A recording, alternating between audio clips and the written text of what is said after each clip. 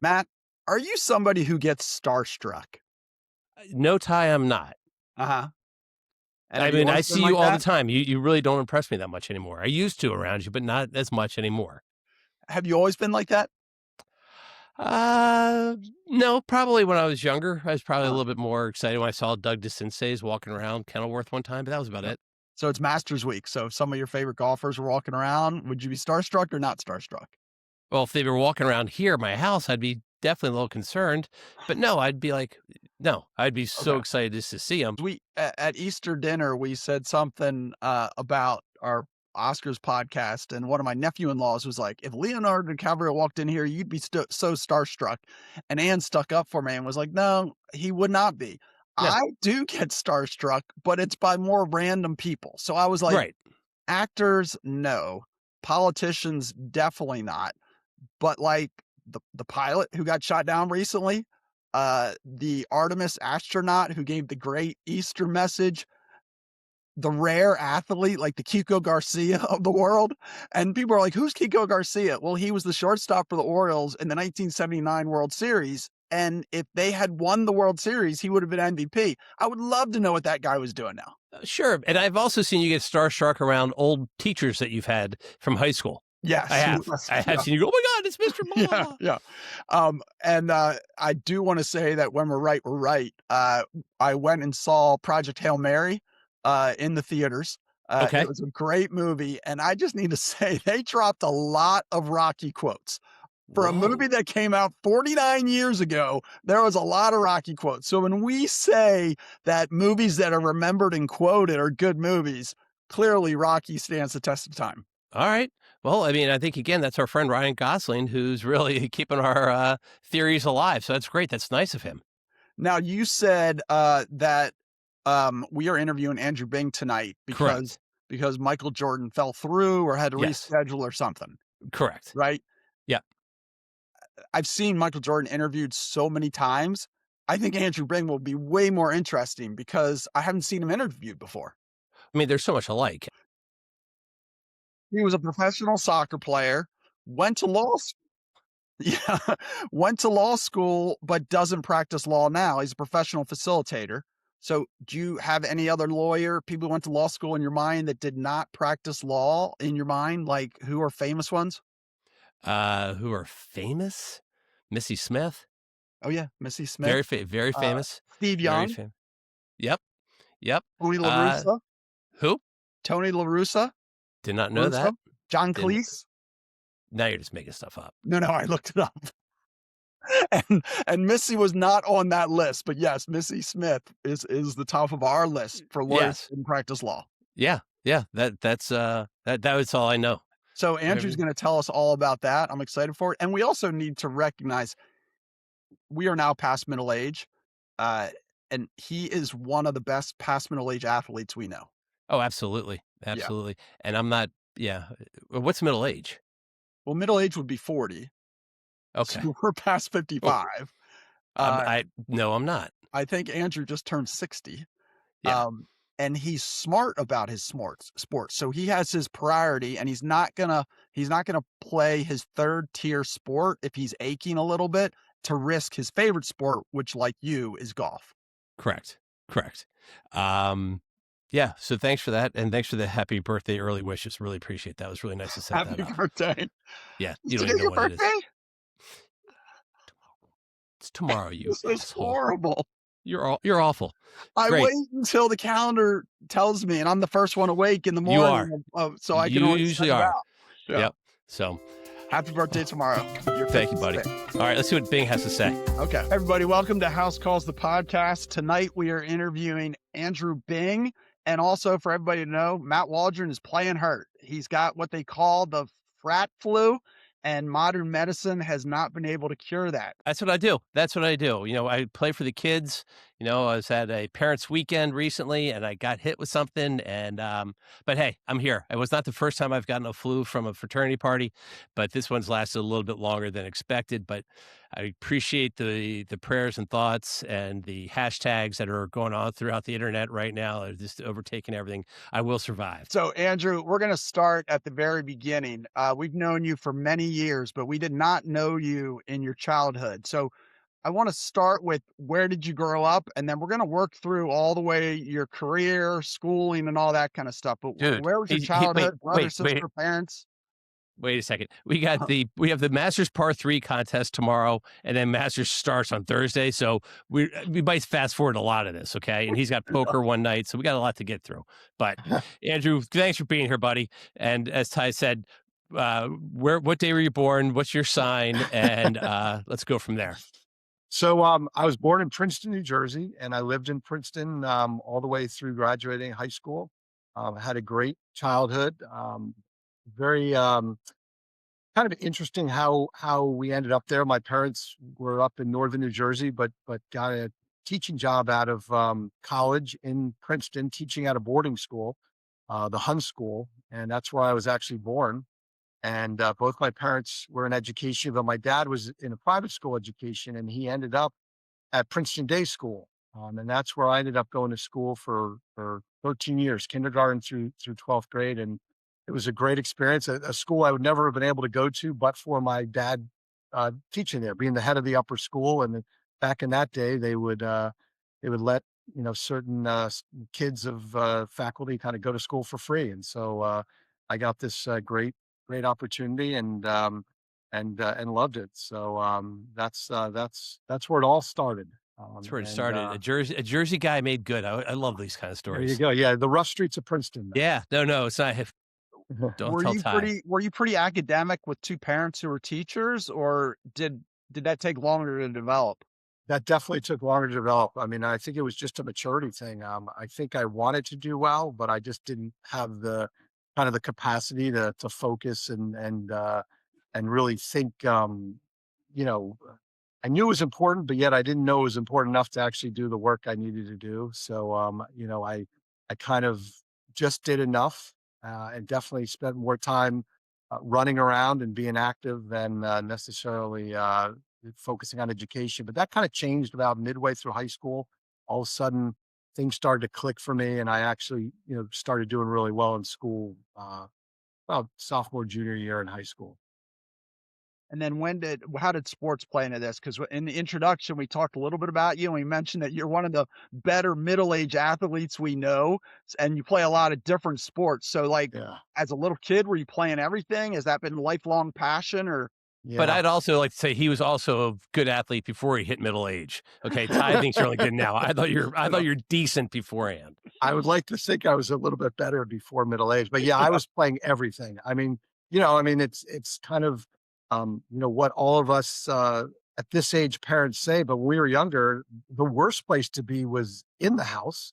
Right now, it seems like the best place to be is in the house because you got all your video games and you've got 1,000 TV channels and you've got movies on demand. But, back when we were growing up, I didn't have cable TV until my senior year of high school. And so I just wanted to be outside playing. And, one of the interesting things for me was Princeton Day School, as the name connotes, was a day school, but we lived on a campus, but it was a huge campus. So we were probably about a half a mile from the actual school, back on a farm that someone had donated when they donated all the land. But um, I would walk back and forth to school, half a mile every day, but just through farmland.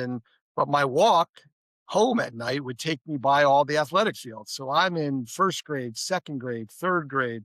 I'm walking home and I would just spend 2 hours out at the practice field because, I was a young kid and um, parents didn't really care where you were back then. I would be shagging soccer balls, helping with the baseball team, helping with the basketball team at a really young age. And I think that was one of the things that sort of enhanced my athletics was I was just playing sports all the time and playing with seniors in high school back when I was, maybe in first, second, third grade. But I was playing everything: tennis, soccer, baseball, basketball. We play football on the weekends. Anything you could compete at, I was doing, no doubt. So, back to the, walk, the half-mile walk, I'm sure you've never brought that up to your kids that you walked, half mile both ways to school, You and mean the it ones that need a ride to the y lacrosse field? yes, or Yeah, or up to yeah, the first tee. yeah, Um, exactly. but then it also makes me think, I guess I'm gonna give you a pass for when I see you walking the dog and you're in the golf cart and the dog's walking next to you. So, you've done a lot of walking in your past, so I'll give you a pass for that. Did, But so at that time, you're growing up, it's you have a, couple siblings? 1 sibling? I've got an older sister. Yep. And so it's, you what was your sports in grade school, and then when did you start focusing on, soccer? I think What soccer was your was always a favorite, I guess? focus. Yeah, I mean, it was really baseball. That was always my childhood sport, and that was my favorite sport. But I definitely soccer just so much of it I think is just luck in the sense of there seemed to be more a greater gathering of good soccer players that I was around playing on club teams and all the way through middle school and high school that I naturally gravitated to that as opposed to baseball where it just ended up that we just didn't have very strong teams and we were always kind of getting shellacked and soccer just sort of the wave of soccer just sort of propelled me forward. But even back then, I mean, I would only play soccer during soccer season. I mean, when it wasn't soccer season, that was it. I'd maybe go to a soccer camp for a week in the summer, and that was it. Just we just didn't play as much of any one sport, so it was a little hockey, a little basketball in the winter, baseball in the spring and summer, and then soccer again. And that was it. But when by the time I got to high school, um, again, it just something just a gathering of guys just came in, and we ended up having one of the greatest high school soccer teams you'll ever find. We were, um, my last 2 years of high school, we lost 1 game. We won 3 straight state championships, um, beat everyone in front of us, finished 21-0-2 our senior year of high school, and, had all sorts of guys going off to college to play, from one this is a small private school. We had less than 100 kids in each grade, and boys and girls. So maybe you had 45 boys in each class, and yet somehow we were able to put together an incredible high school soccer team. It's amazing that, you guys were able to do that, and that was before NIL money, That so, was, and this that was in New Jersey, which is, at that time was probably one of the 3 or 4 biggest um, soccer states.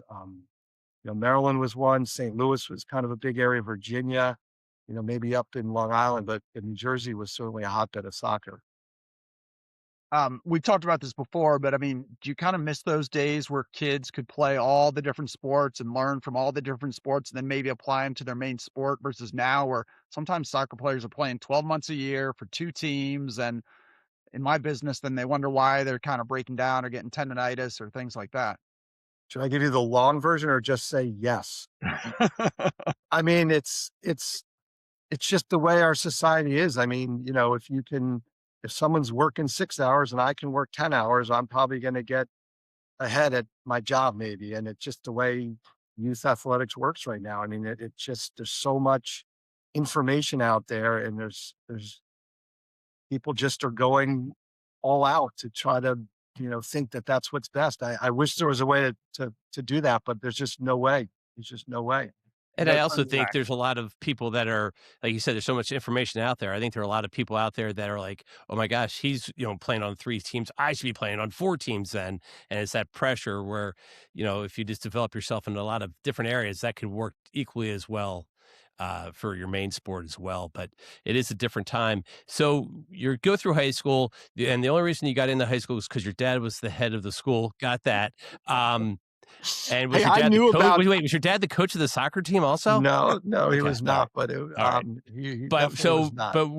when you get it's time for college, what were you thinking? Was it, "Hey, I wanna go somewhere I can play soccer," or "I wanna get into the best academic school?" What was the, thought process there? Yeah, I think one of the themes throughout my life is from a maturity standpoint, I was whether it was physical maturity. I mean, I was a really good high school soccer player, but I wasn't like one. I We had better players on my team who got recruited to go to the top schools, but I was always sort of the late bloomer.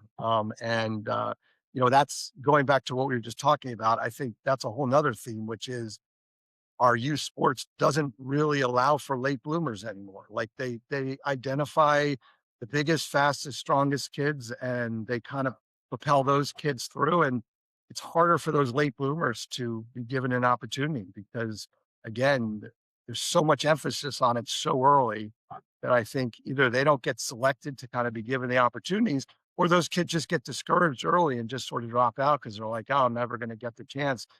But I was, allowed that opportunity and, ended up, going to the University of Massachusetts at Amherst. I was recruited, but I wasn't one of their kinda top recruits. But I definitely came in and I went there because I wanted an opportunity to play. You just didn't get a lot of notoriety back then, and we had one kid on our team who was just a high school stud, and he was getting all the attention. And every once in a while, some coaches would come to watch him, and they'd see me, and they'd go, "Oh, that's kind of the guy we want right there." But I ended up at UMass because they were graduating about 10 seniors, and I'm like, "Well, I'm gonna get a chance there."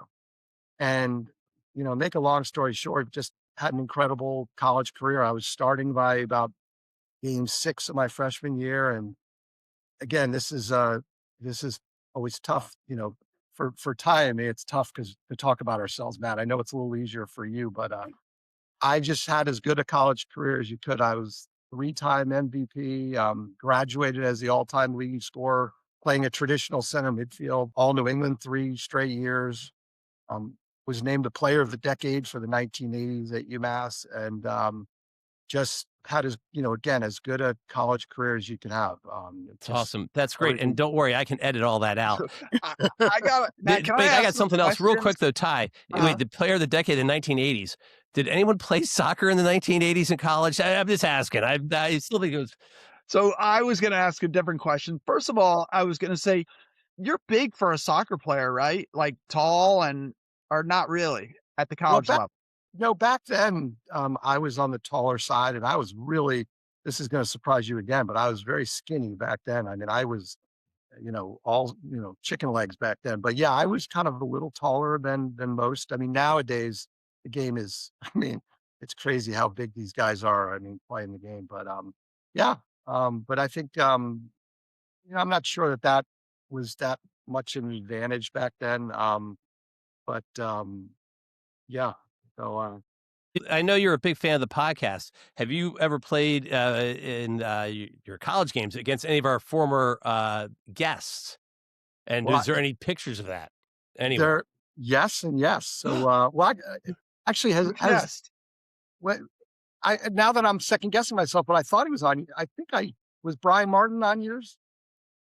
Yeah, Brian was the goalie at Yale, and I was playing at UMass, and so we played each other each year. I didn't really know him back then. I knew the name, but I didn't know him. But my best friend growing up from again kindergarten all the way through 12th grade was a guy by the name of David Anderson, and he became best friends with Brian at Kellogg when they went to business school together. And so we made the connection, and now we're neighbors here in Annapolis. And I was during COVID, I was going through my mom had given me a box of stuff that she was ready to get rid of. And it had all these articles and there was like a daily newspaper at UMass. So there was a lot of coverage. And I'm going through and there's a picture of me going up for a header and Brian as the goalie coming out and he's basically punching me like on the side of the head. And there's the two of us 40 years later in print, a guy I didn't Love even that. know back then that I'm neighbors with. It's a great picture. And then during this whole thing, what are you doing academically? Like, Yeah, so I mean, what everything as I said, had sort of changed by my junior, senior year of high school. I Everything started to click and I figured out how to not just want to do well in school, but actually do well in school and how to balance my time and just basic maturity, I think. And I was doing well in school, got a business degree out of UMass, did academically very well. And but still didn't feel like I had as much confidence in the academics as I did in athletics. I mean, there was nothing that was going to phase me athletically. Academically, I was still kind of trying to figure out, okay, I think I can do it, but can I really do it? And that didn't really come till I went to law school. and Why now law school if you had a business degree? Why law school? So, um, You know, I think I wanted to get into some kind of sports management or some kind of sports law at the time. And, I worked at a mutual fund company for a few years in Boston out of college. And I'm skipping over a step there where I went to Boston because there was a new professional league that was starting. And so again, professional soccer back then is a little like professional lacrosse now, where you're working during the week and then you're playing games on the weekends. It wasn't a full time endeavor. I was drafted to play in the indoor soccer league, but that was where you could make a full living. But the team I got drafted by folded, and it just there was no stability in soccer. So I did that in Boston for 2 years while working at this mutual fund company, and just decided that I think law school was a better route for me to do what I think where I want to go. Which of course I didn't end up doing that, but it seemed at the time like the right thing to do. So your 2 years of soccer were when you were what was the name of the team? So it was the American Soccer League, and for those old timers who remember the North American Soccer League, the Yeah. NASL that had the Cosmos and the Washington Diplomats and the Fort Lauderdale Strikers, that league folded in the early '80s, and this was a league, the American Soccer League, that picked up some of those teams and then added some new teams. So I played for the Boston Bolts, but we got to play all these, great teams, and you kind of felt like a professional when you would do away games. You would travel as a team, you're in the hotel, people were kind of paying attention to you. Home games, it was sort of like you show up a couple hours before you play, you go home. It didn't feel like much. And now were all the players living in Boston? Like, 'cause I know in lacrosse, you might be working in New York and you might be playing for Utah and you're flying to the games. Was everybody in the area? Yeah, this was a little different model where everyone was in the area. You'd practice 3 times a week at night, and then play. The season was kind of condensed. I don't know how long the lacrosse season is, but it wasn't like a long season. But Okay. during the season, people were all in town. And then you just said, "I'm done," and heading to law school? How did that work? Yeah, kids don't get suspended for excessive yellow cards in the last game of one season, where you then have to serve the suspension in the first game the next season, because the coaches don't really focus on you, and then you've missed your opportunity. So Matt, there's your little lesson for the day. All right, that's So one to grow on. I had this great first year, but I came back second year. I was suspended for the first game because I got this yellow card in the last game the year before. And all preseason, they weren't playing me because they knew I couldn't play the first game. And it's this, sports, right? Someone else steps up and your opportunity. And I just didn't have a very good year. So not only do I have the honor of having signed a professional contract to make real money, but I also have a letter that says you've been released. So not many people have these things, Yeah, these are great. so Yeah. And in soccer, what's excessive amount of yellow cards? Like what? Like I don't remember what it was back then, but I think sure. it was like if you got when you got your fifth yellow card cumulatively over many games, you had to sit out a game. And what were you? You mean were you a little bit of a whiner? You whined a little bit to the Um, refs, or are you a I flopper? You whined. no, well, I was both, but I think it was the whining that got me in trouble with the refs. It's And now so of course law school made sense. I got it. There you Got what it. were go. you doing what were you doing physically to prepare? Like, what were the workouts like? Were you working out with the team or were you doing a ton on your own? Like, what was your fitness level basically playing professional soccer? Were you running the whole time? Yeah. Yeah, I mean, I was definitely fit. I mean, I think, practicing 3 times a week, games on the weekend, I wasn't doing that much on the off days. That I was right about when weight training was starting up, but I never was a weight trainer. It just we did not have one weight training program in college, not one until my senior year. By that time, it was kind of too late for me. I hadn't really picked it up. But I was playing a lot of basketball, on the side. Again, it's what you were talking about, Ty. I mean, a lot of my workouts were things unrelated to soccer, just to work other muscles. I wasn't doing it on purpose. It's just the way we were back then. It wasn't, the story of soccer for me in the '80s was it was important, but it wasn't all consuming. It wasn't like that was the only thing I was thinking about back then. It, Yeah. it was a means to an end. It wasn't an end in any way. And then what happens? How do you decide on law school? What makes you kind of get the courage up to go to law school, to start applying, doing all that stuff? Well, there's a funny story where I went out to lunch with my parents up in Harvard Square in Boston. And, I'd had this great upbringing, right? I mean, I lived in this this campus. We had ponds and barnyards, and I mean, I said to my parents, I think I know what I want to do. I want to go work in a private school and coach and teach. That's what I want to do. And by the end of lunch, I was going to law school. Um, my dad kind of gave me he's like, Andrew, we've had a great life, but the chances of you being able to duplicate and replicate the luck that sort of led to everything that was, and it wasn't luck for my dad. He was great at what he did, but just the opportunity that presented itself. And, I think he gave me a little truth serum of it's not what you think it is just growing up as the child of educators. I mean, it's a hard career. You don't make a lot of money. You got to do it because that's kind of your passion. And I think I kind of knew that, but I wanted to get into sports stuff, and so law school it was. And So I stayed in Boston and went to law school at Suffolk Law School, which is a really good law school up in New England. It kind of most people sort of stay in that area. And but I tell everyone that I know who comes to me for advice about law school, I'm like, if you want to go to law school, make sure you really want to become a lawyer. Don't do it because you just want to, improve yourself. I mean, it's a long, tough 3 years of intellectual work. is the first year of law school as brutal as they say? I think it is because it's just so much reading and so much studying. And I think the second year is just as hard, but you just figured out what's necessary and what's not. I think they scare you so much that you end up doing so much unnecessary work that first year that it just seems so overwhelming. But they're teaching you how to think differently. They're teaching Yeah. you how to approach things differently. What So about, it's hard. we were joking at the beginning of the podcast about famous people who went to law school in our lives that aren't lawyers. And I forgot to mention my grandfather did that also, and then he went into business.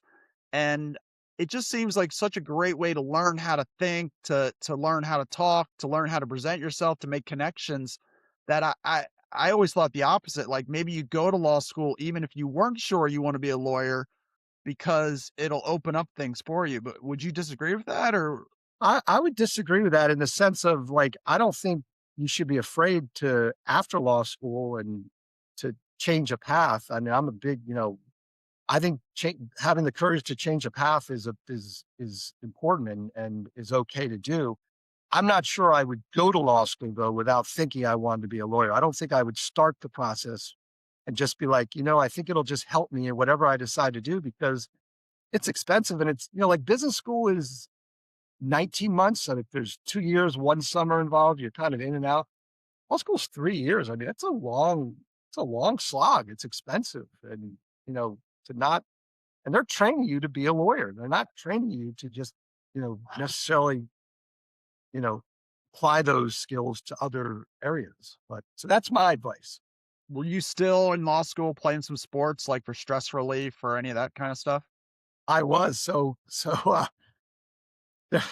in the Boston area, there's a famous soccer league up there called the Laza League, which is basically a Portuguese soccer league that it's got all the top players play in that. And I mean, even some of the people played in that and chose not to play in that league I was telling you about that I played in because they basically, and I hope the IRS isn't listening. I mean, I think 40 years is enough time to be, but it was one of the great things that in all of the kind of blue collar towns up in Rhode Island and Boston, they have there's a lot of Portuguese and they have these Portuguese men's clubs and all these men's clubs sponsor a team and everyone has the same experience. You basically, they ask you to play, they bring you to the club, they bring you to a basement room, no windows, everyone's smoking, and you negotiate what your per game rate is going to be. And it's all cash. And after the game, they give you an envelope and your cash is in there. And we all thought that these clubs were just had big wagers against each other. And so they're basically paying you to beat their neighbor clubs. And I mean, there would be games where there'd be 1,000 people surrounding the field, yelling at you in language you can't understand. And it was, again, I mean, I wish there was phones back then that you could have recorded some of this stuff because it was just an otherworldly experience. That So sounds wait, more you go to fun than the these pro league. It yeah, was. wait, Oh, you it was. you go to these clubs and you feel like you're at the mafia, like you're about to become a made man, and you go downstairs and they slip you a little something, and wow, Yeah, and when it that's pretty wasn't cool. going well, these guys let you. I mean, this was not, you know, kicks and giggles. This was like serious stuff This for is them. But yeah, Well, I played for the Cambridge team, and it was a bunch of college kids. But a lot of the teams we played were just um, guys who maybe never went to college, but were incredible soccer players who maybe played in high school but didn't get opportunities to do. And it was an interesting thing. But at any rate, so I'm that kind of helped me with some extra money during law school. I would get these envelopes every weekend and have a little cash to spend. But so I was playing that, which was not as many. There was no travel involved, and it was all local around the Boston and going to law school. But for me in law school, I sort of hinted at this. I kind of got through college, and I don't know if you guys feel this way, but I don't look back and remember thinking that I worked that hard in college. Like I did well, and but I don't remember thinking that I was like, you know, working hard. But law school is where I think it really everything clicked for me, where right. I I got think you pushed said it to earlier. It's all about maturity, right?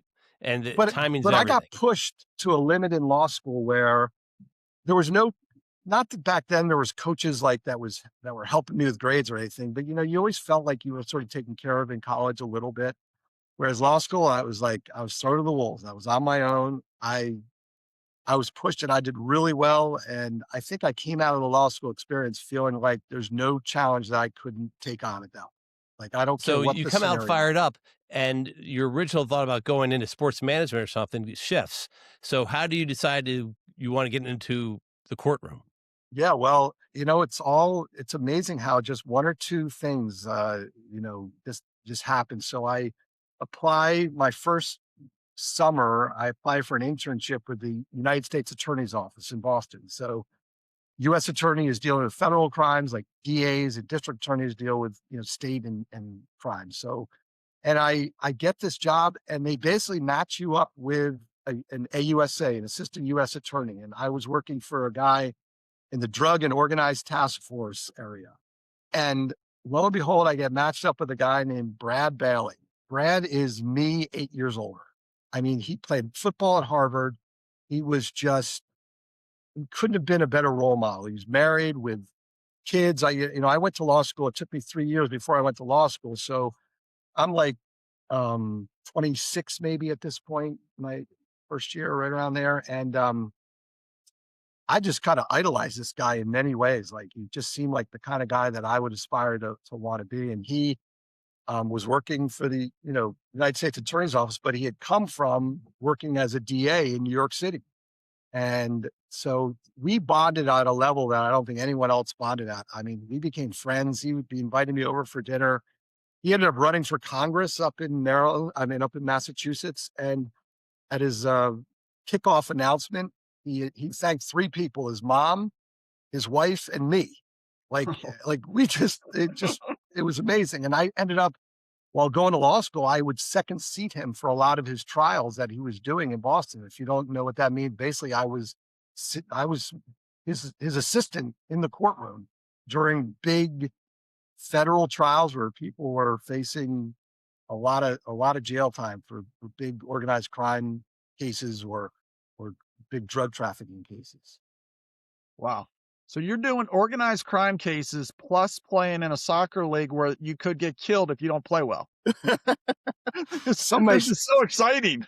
some may say I was the informant while playing soccer, but Yeah, I wasn't no, gonna say that, but what I was gonna say is it rhymes with Matt, and you might have been a little bit of a it but, it didn't but seem we as needed somebody on much. the inside. You needed somebody on the Yeah. inside. That's fine. That's fine. But so I ended up doing that my second actually that's not true. I ended up clerking for a judge my second summer, but I was on the DA track. It was competitive.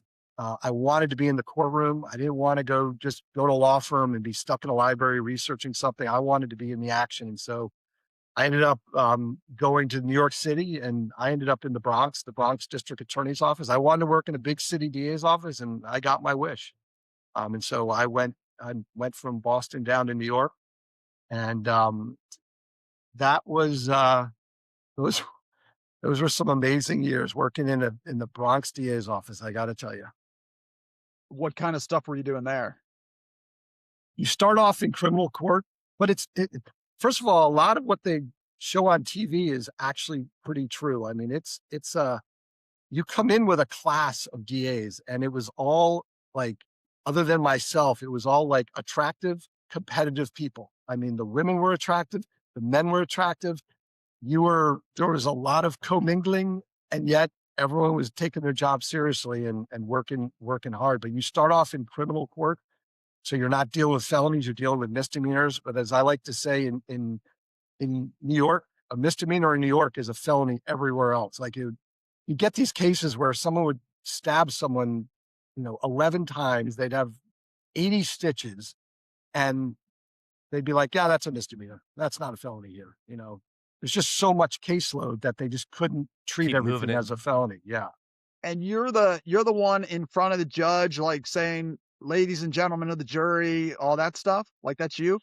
Not only that, Ty, and I think I mean, there's a lot of differences between the medical profession and the legal profession, but in this case, you're not going to residency and, I mean, they are throwing you in there. I mean, you Uh-huh. are, you know, it's kind of crazy. And when you're in a big city office like that, there just isn't the time or the resources to just nurture people and bring people along. You learn on the job, you figure it out. And, yeah, So when you were mentioning that college was pretty easy, I was thinking to myself, well, part of that's because you went to Princeton Day School and they probably really prepared you well for college. I'm assuming Princeton Day School did not prepare you for the kind of people you were dealing with in this job, correct? Like, this was a whole that's, nother world. that's true. But, I think in one way I was prepared. I mean, one of the, working in the Bronx, it was a primarily, um, you know, Hispanic and African American, community, and a lot of the assistant DAs were also, African American and Hispanic. And I think one of the things about playing sports growing up and in college, and then that Portuguese league and you're playing with everyone, so I Yeah. was very comfortable working with a lot of different people who may not have had the same background. I learned a ton from those people. I mean, it was then that I, this is not a new story. You guys have probably heard this, but back then I hadn't heard it.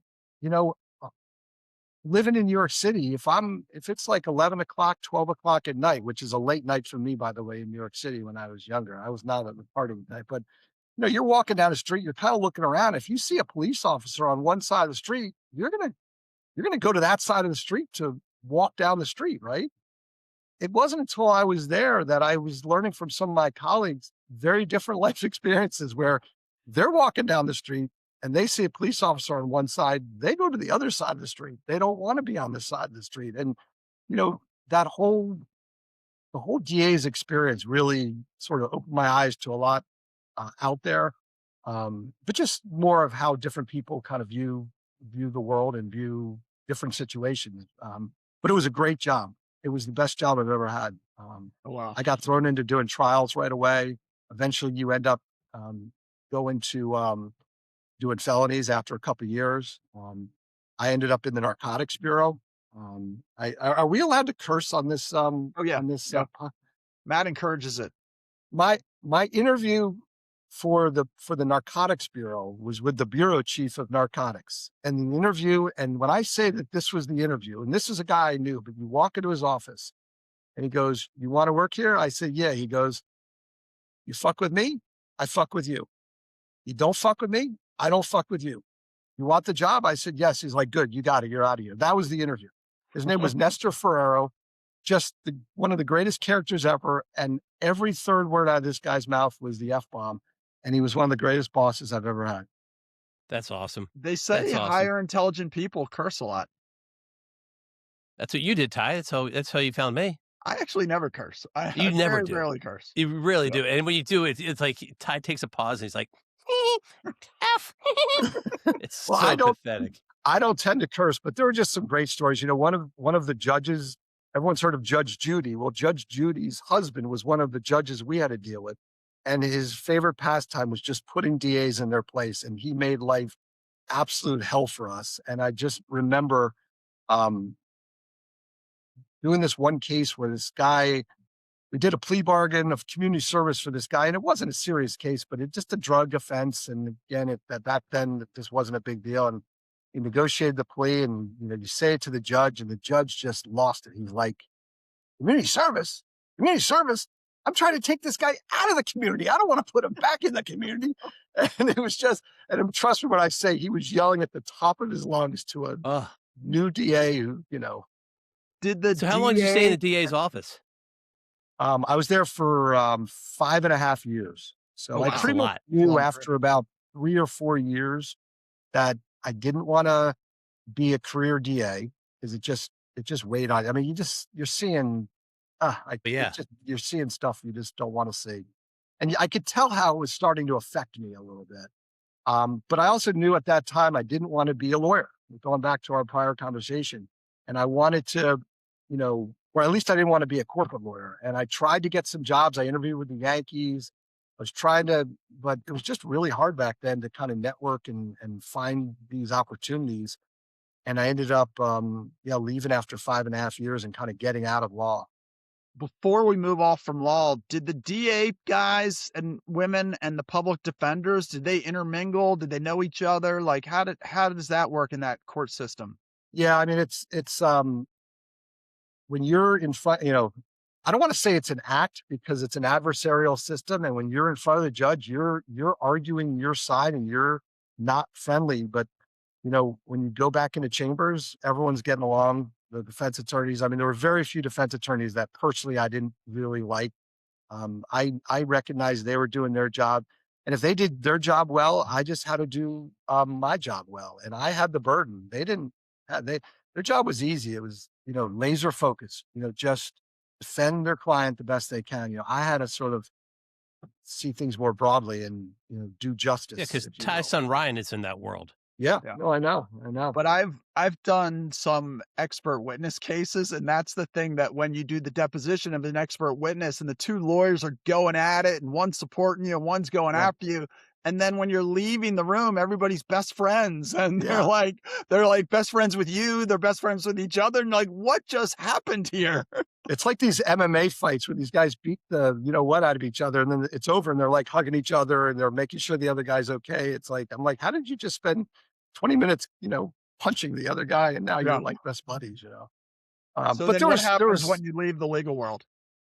yeah. I mean, you know, the like I said, I mean, the legal world was it was great. I mean, I loved it, but I just it was just time, and I really wanted to get into more on the business side. I ended up joining up with a friend of mine who had started a consulting firm and was in Chicago, and he's like, "I'm hiring people. I need smart people. I'll tell you what you need to do. Just do you want to come?" And so I moved to Chicago and joined his firm and ended up doing that for 3 years and felt completely um, um, out over my skis doing it the whole time. There was a lot of technology involved, and that's not my strong suit. But it got me out of where I was and on a new path.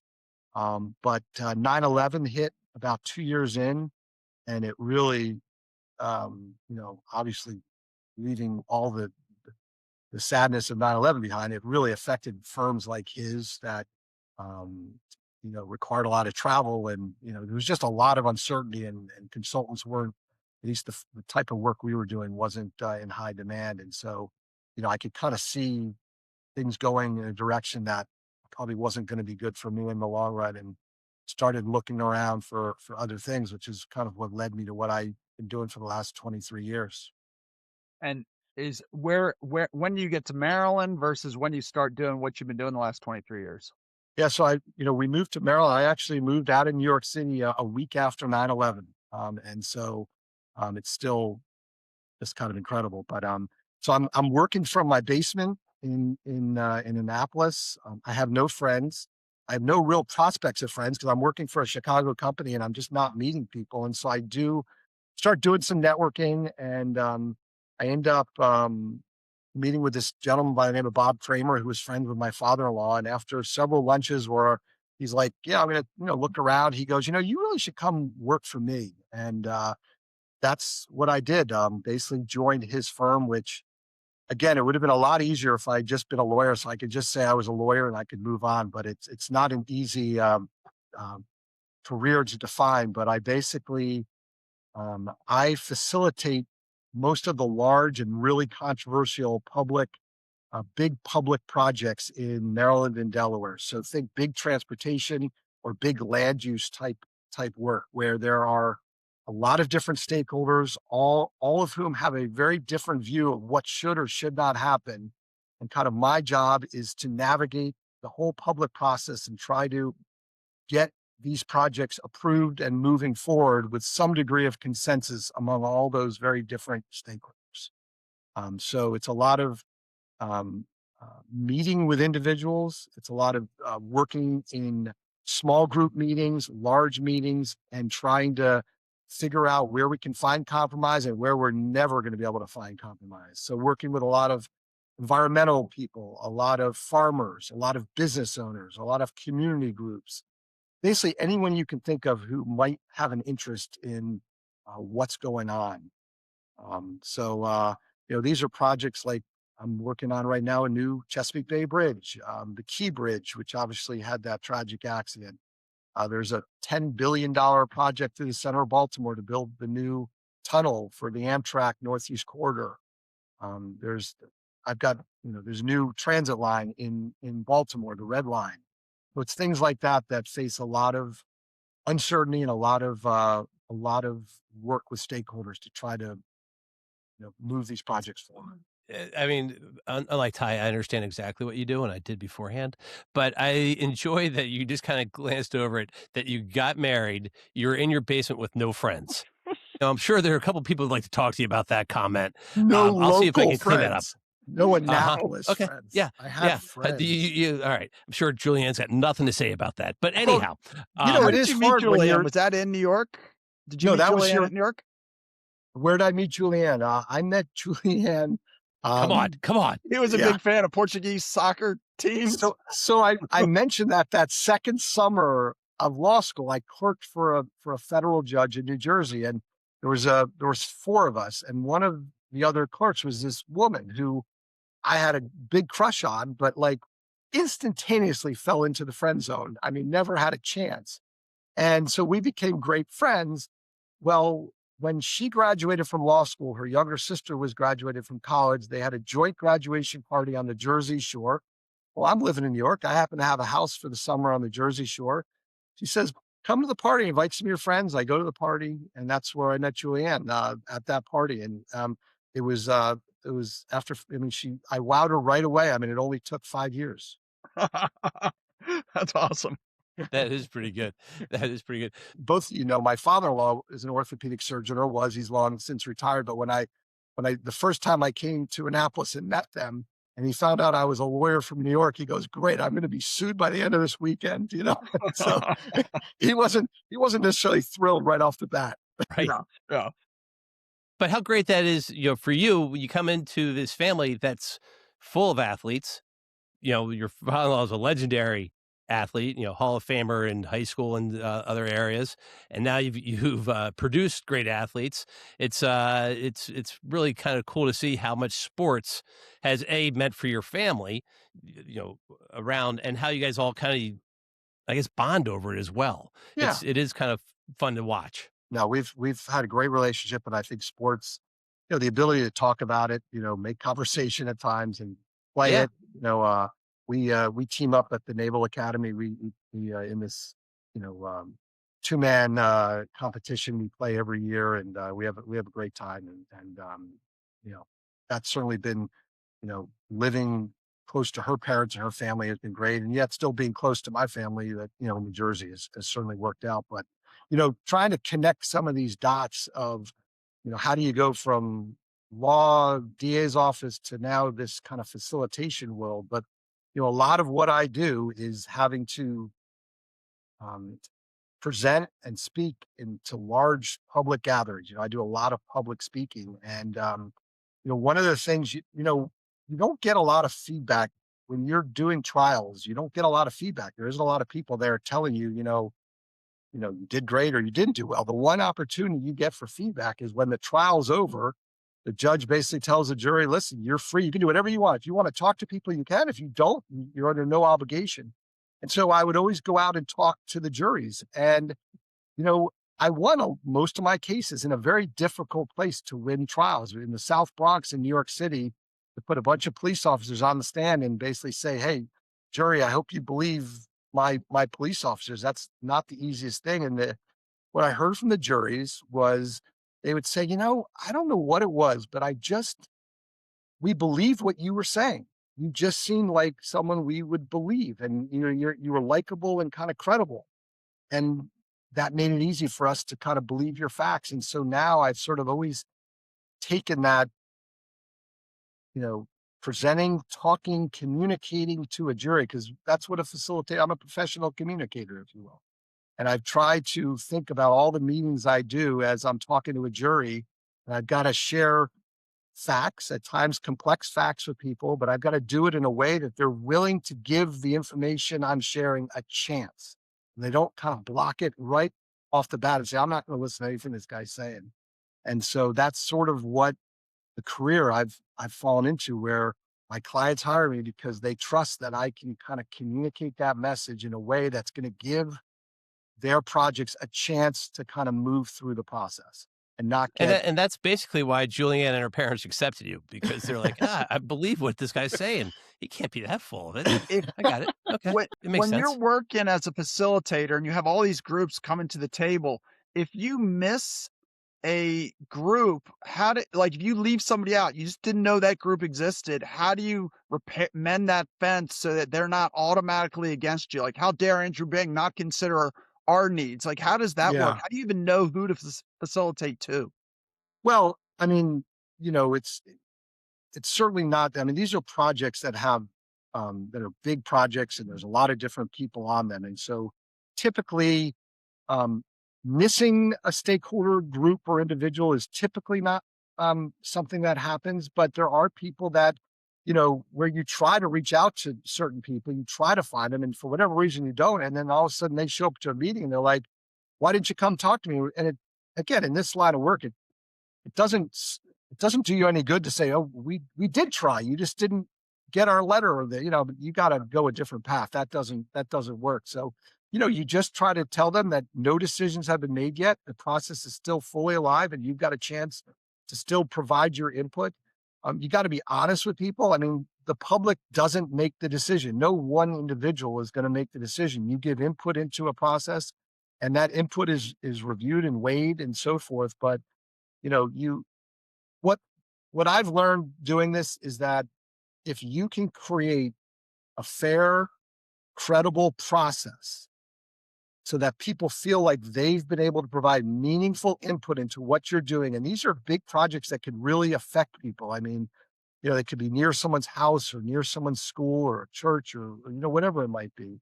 But if you can create that really fair process and give people meaningful opportunities to provide input, um, they may disagree with the end decision, but they at least trust that the process was fair and that they weren't sort of being misled or in any way. And again, when I talk about consensus is not that I love it. Consensus is I can live with it. That's Yeah. what consensus is. It's like I can. Andrew, you talked earlier about your winding path. And it's funny the way you just kind of summed it all up. I think that's everything you've always done, right? Being, sports, bringing different people from different groups together in the DA's office, being parts of different teams, and the consensus is we're all going towards the same goal and how we communicate that. And so you becoming a professional facilitator is just a natural progression of the skill set that you got as you were maturing. So it's fun to see the Yeah. origin to where it is now. No, I think that's true. I do feel like, I don't know about you guys, whether you feel like what you're doing is what you were meant to be doing, or is it just sort of what you became good at and that's what you're doing. But for me, I the fact that I'm doing, I think, what I'm actually best at, and I'm able to actually make a living and own my own consulting firm and lead that. I I wish it sounded as simple as you made it. It didn't seem along the way like it was gonna Sure. kind of get there, but I do feel like a lot of that. Yeah, I mean, I've always been good working with people, like and so yeah, it's No, it's definitely. great, and thank you for your time. This was awesome. This is really good. Ty, do you have what I dumb gotta I question do you gotta have now, finish Ty? it up because Andrew, we've talked about your soccer, we talked about you playing basketball, we talked about you playing tennis, but your favorite sport is golf now, right? I Matt would loves say golf, so. you love golf, and when I was I mentioning love that, playing golf with Andrew when we yeah, play golf. as you get older, you're actually very smart about making sure that you are not risking your golf game or your golf trip for your other sports. Like you're not going to play 3-on-3 basketball and miss a golf tournament. Yeah, no, I have a rule that basically 2 to 3 weeks before a golf trip, I shut it down.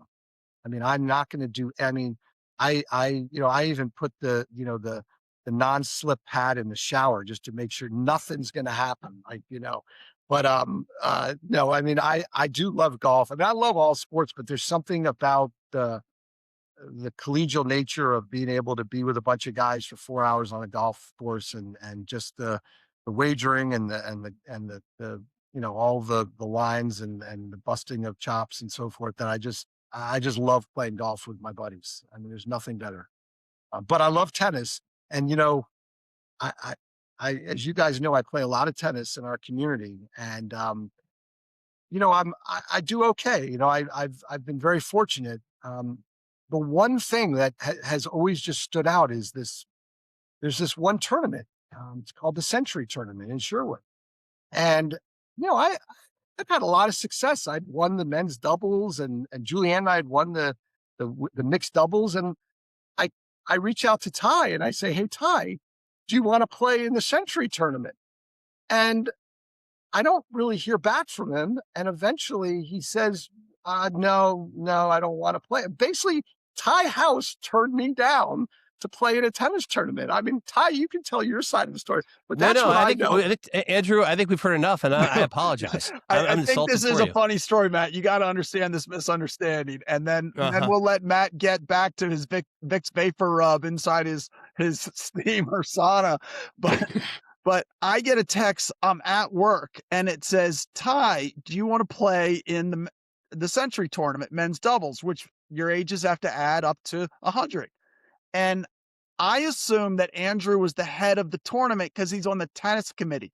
And I have never had more peer pressure in anything in my life than to do Sherwood Forest tennis events. Like more than ever, drugs and alcohol. It's like, are you playing? Are you playing? Are you playing? So I assumed he meant we need teams. And I said, okay, I'll ask Klepp, who was my tennis partner. And Klepp said, sure. So I texted Andrew back and said, me and Klepp were in. I had no idea Andrew, who is a championship flight tennis player. I played a lot of tennis till I was 22, and then I gave up tennis completely till I was 50. So this is right when I was starting to play again. I assumed he had no desire to play with me. I thought he wanted me to find some other scrubbish tennis player to play with. And then when I found out that I turned him down, I was like, that was my chance to win the championship. I got Can, turned down by Ty House to be my for tennis Klepp, partner. That's for that's Klepp. that's just the Can I reality. wait? Can I also tell you though? This is also a true story. That this is not the first time Ty has misunderstood a invitation for sports. Ty was a wrestler at his local high school, and years after he had graduated, one of his friends who was part of the it was now a parent there, invited Ty up for a match. And Ty's like, oh, this is great. They're getting some alums back, talking to the guys, get them fired up. And they wanted Ty to sell hot dogs at the big match that weekend.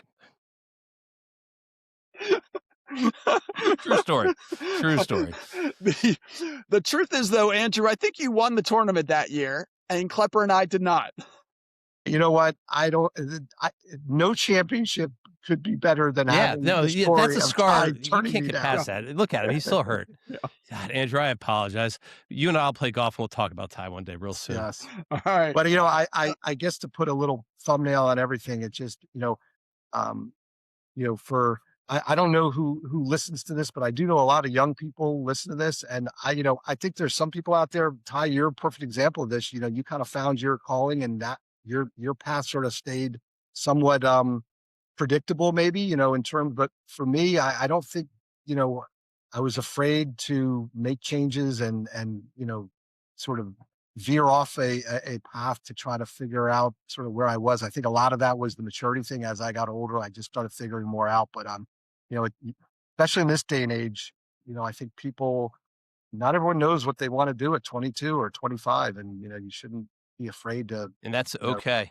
yeah, Yeah, it's and I totally think okay. that's a great that's a good message. message, and the late bloomer thing to realizing that just because maybe you're not top of the class as a freshman in high school doesn't mean you can't do things like go to business school, go to law school, go to med school, take whatever career you want, and even if that doesn't end up being your career, things you learn from it. Like, the reason Matt and I are such amazing podcasters is because of the careers we had in our 20s. That's right. That's right. And Being you maintenance man, picking up your trash. That's the Yeah. reason. That's really what helped us. and you guys are good at this. You guys Thank really you. are. Well, Oh, thanks for coming on, that was Andrew, you're fun. the best. Thanks, buddy. We'll see you Yeah. soon. This is awesome. Thanks Matt, very you much. did a good job staying strong, fighting through the illness. Good job, Matt. Only because Andrew's here, and All right. that's Thanks, why. guys. All right, good night.